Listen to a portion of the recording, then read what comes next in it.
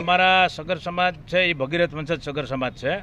તમને લોકોને ખ્યાલ હશે કે થોડા સમય પહેલાં આપણે જ્યારે કુંભ મેળો હતો એ વખતે મુંબઈમાં સ્વામિનારાયણ સંસ્થાના એક પ્રોગ્રામ હશે ઘાટકોપરની અંદર।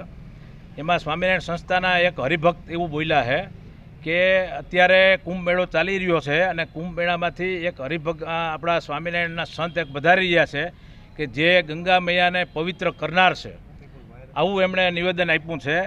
એટલે આપ સૌ પણ જાણો છે અને સનાતન હિન્દુ ધર્મ પણ બધા જાણે છે। રામાયણ મહાભારત અને આપણા જે ધાર્મિક ગ્રંથો છે એમાં પણ લખેલું છે કે ગંગા મૈયા તો પહેલેથી પવિત્ર થઈને જ આ ધરતી ઉપર આવ્યા છે। વર્ષો પહેલાં, ઘણા હજારો વર્ષ પહેલાં જ્યારે ગંગા મૈયા જ્યારે શિવજીની જટામાંથી એનું અવતરણ થયું ત્યારથી ગંગા મૈયા પવિત્ર જ છે। કોઈ સાધુ સંત કે કોઈ પણ આપણા હિન્દુસ્તાનમાં કોઈ પણ દેવી દેવતાએ એને પવિત્ર કરેલા નથી। તો આવા એક સ્વામિનારાયણ સંતના શિષ્ય જે અત્યારે પોતે ફરાર છે, અમારા 2 છોકરાઓ ત્યાં એની ઓફિસે પણ જઈ આવ્યા છે પણ ત્યાં એ હાજર નથી અને એ લોકો દ્વારા એવું કહેવામાં આવ્યું છે કે આ નામની કોઈ વ્યક્તિ અમારે ત્યાં છે નહીં, પરંતુ એ વ્યક્તિ ત્યાં જ છે અને એમણે પ્રોગ્રામ આપેલો છે, એમાં સ્પષ્ટ બોલે છે। એની તમને વિડીયો કોપી પણ હમણાં અમે તમને આપવાના છીએ।